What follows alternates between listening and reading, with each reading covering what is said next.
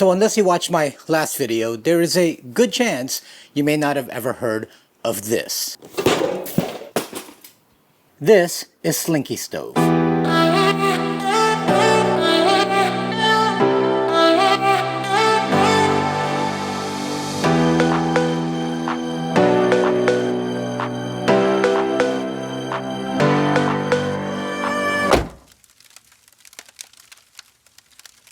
So we had met the founder and owner of Slinky Stove at the Save Expo, and the way he tells the story is that he was looking for some sort of fire pit, and the only options he had were either humongous ones that just took up too much room and he didn't want to take those out, or the ones that you kind of had to assemble. They're made with flat panels and they're fine, except that you're not really getting a fire pit kind of vibe. And honestly, that's how I felt. That's why I never brought a fire pit around. But sometimes inspiration comes from the strangest of places, and where he got his inspiration from were from those collapsible shot glasses, where they basically are flat and you can stretch them out and use them as a cup. And he said, why not make that into a fire pit? So I'm going to demonstrate with a smaller version, but this pretty much applies to all the sizes they have. So no matter what size you get, every Slinky stove comes with the same components. Oh, they give you gloves too, in case you want to use this to handle things. So you get a case, which is awesome. It allows you to kind of keep everything compact. Everything is in here. You don't have a lot of small pieces kind of just flying around.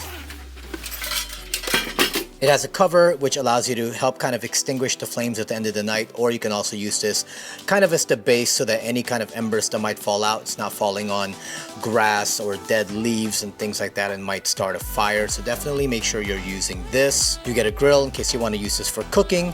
You also get a little tray. The bigger versions have a bigger version of this that goes at the bottom, and this is kind of cool to help catch some of the ashes and stuff, and you can kind of throw it out. Makes cleanup a little bit easier. Then you get like a little pick. I mean, obviously the bigger cases have a bigger version of this, but this allows you to kind of move things around and move coals and sticks and things like that without you using your hands. And then obviously you get your fire pit. Every fire pit has handles on the side, and then there are also legs at the bottom. I would strongly suggest that you deploy these legs because this thing can get hot, and again, you don't want this thing sitting on top of leaves, dead grass, things like that. Then take your base, put it on your base, and there's your setup. When you're ready to go into fire pit mode, just grab the handles. Just make sure that these handles are not too hot. With the other fire pits, they were cool enough to hold on to, but just again, just to be safe, make sure you're checking it with your finger or something like that, and make sure you're not just grabbing handles that are extremely hot. Then if you want, raise it one time, and then you have yourself that first level like that. And you can use this kind of like as an open flame kind of fire pit. But if you want like a deeper fire pit, then just raise it up one more time, move it like this, and there you go. Full fire pit, especially with the bigger ones, without taking up so much space. And then end of the night, just grab it. It's easier with the bigger ones, I can guarantee that. Like you grab it and it'll kind of turn, but with this it's kind of a little tougher because it's smaller. And then you can just kind of collapse everything back down again, and then you can take this at the end of the night, put it on top, and that'll kind of help extinguish the flames. But again, safety first. Before you touch anything on the fire pit, make sure it's cool enough to touch, or like what I do, use heat resistant gloves. That way you can kind of maneuver it and things like that without burning yourself. Then when you're ready to go the next day,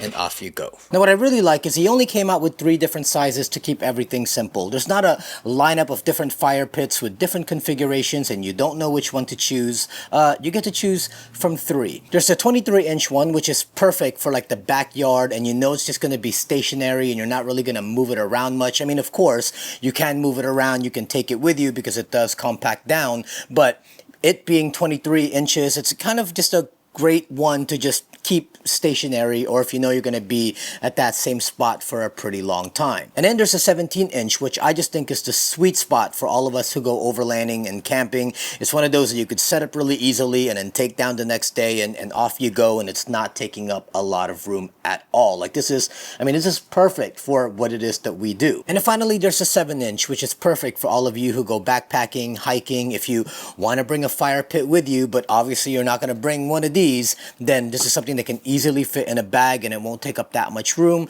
and it's pretty lightweight. I mean, there is some heft to it, and I know that when you backpack and hike, weight is definitely one of the things that you have to consider. It's not too bad, but it's a great way of having a fire pit anywhere you go. Today we're going to open up the 23-inch. I have some friends coming over. We're going to do a whole Japanese barbecue type of thing on the patio, so it'll give me a chance to really test out how well this thing can cook. Before that though, I'm gonna go make a quick run to the grocery store, get the ingredients I need, prep all that stuff, and then we'll get this set up in the patio.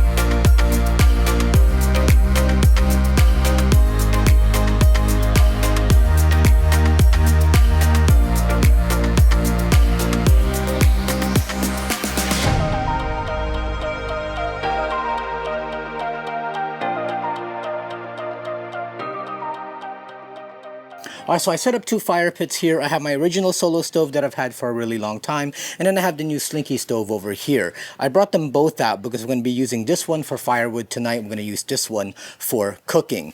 And this one has a base because basically if any embers come on here, it doesn't go on my deck. And then for the Slinky stove, I used the cover that would normally go on top. I put that at the bottom because there's one thing that we learned at the Save Expo. The ember started to come out and it started to burn up the turf that was below it. So make sure that when you're using this, use the cover as the plate so all of the embers and stuff kind of fall on that plate and not on the grass or wherever it is that you're setting this on. Now both of these are 23 inches, but you can see that this one, because of the way it can compact, is just going to be a lot easier to transport, whereas this one, I never bring this out because it just takes up way too much room in the vehicle. Obviously Solo Stove does have smaller versions, but no matter what, whatever you get, that's going to be the size, whereas this one, it can compact and you can kind of slide it anywhere and you have a fire pit wherever you go. So right now I have the Slinky stove in its kind of fire pit configuration, but what's really great about the Slinky stove is you can also use it to cook with coals. That's something you really can't do with a solo stove because the coals, it's just too deep. All the coals will be way down there and then you're cooking way up here. There's even a tray at the bottom where you can put your coals in. Just take your grill right in, and now we have ourselves a Japanese barbecue pit, or whatever you're going to cook. And then you can go even lower, and you can have an open fire pit. So you can put your firewood right there, so there's no kind of walls, and you have that real regular kind of fire pit experience. And then also, again, a way to grill like this.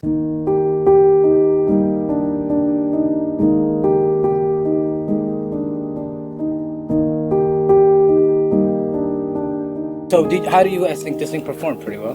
Like, because you guys were the ones cooking on it, so yeah. I want to make sure that it, honestly, I love it. I want one. Number one, it's convenient, but even more importantly, it's stylish. So it can like sit on your deck and look like a piece, but it's actually functional too. It's functional and stylish, which is right up my alley.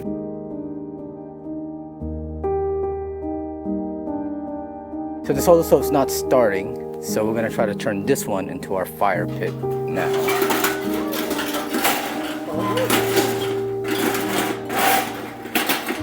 There. And now it's a fire pit. So I just got to get that out. Then you just take this, see? Move this out the way. So hopefully that'll start somehow.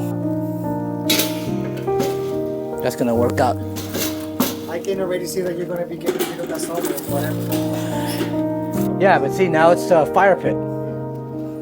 Easy, done. So you can go from cooking directly to chilling with people in like that.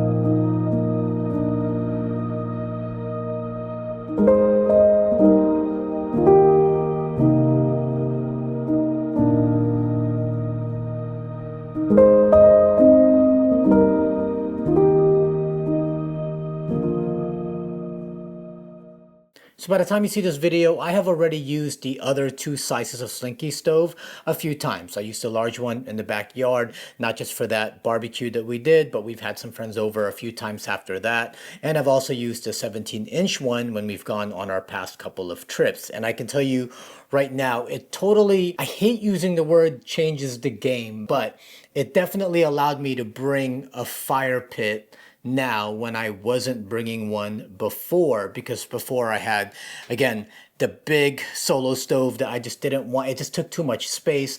I had the foldable ones that people had sent me in the past, and those just got kind of clunky. This one, super slim, pack it, take it with you, collapses right back down, take it home. It's been so awesome. And so I implore you to really look into Slinky Stove. I think they came out with a really great product, and I'm glad he has this thing patented, because this is one of those things that is really unique and very, very original. So a couple of things. The fire pit does get hot. That should be a no-brainer. Don't just go touching it. Keep kids away from it. The handles, it seemed I was able to grab hold of and kind of manipulate it, and it wasn't as bad. But again, just before you go and touch things, make sure you're checking it out, or use some fire resistant gloves like I do, just keep everybody safe. Not to mention, this is single walled. There aren't 2 walls where it can kind of help insulate the outside surface area from the heat that's inside. Because it's single walled, whatever is hot on the inside, that's the surface on the outside. So just be very, very careful. Some things I wish they would improve on though are the legs. The legs on the small one is perfectly fine. You pull it out and it stays. But when you have the larger ones, whenever I pull the legs out and then I try to set up the fire pit, the legs keep collapsing underneath me. So some sort of spring mechanism or some sort of locking mechanism to keep the legs out, I think would be great. Now, one thing that I know Slinky Stove is working on is keeping the embers from falling out of the bottom. Right now, the holes are a little kind of big, and sometimes the embers will come out at the very bottom, whereas the solo stove won't do that because there's nothing at the bottom. All the holes are kind of on the side. So that's something they're working on. In the meantime, please make sure you're using that cover kind of as the base so the embers are not falling right on the ground, especially, again, if you're on top of like dead leaves and grass. Otherwise, yeah, I'm now able to bring a fire pit around where I wasn't able to before, and that's kind of hot. See what I did there?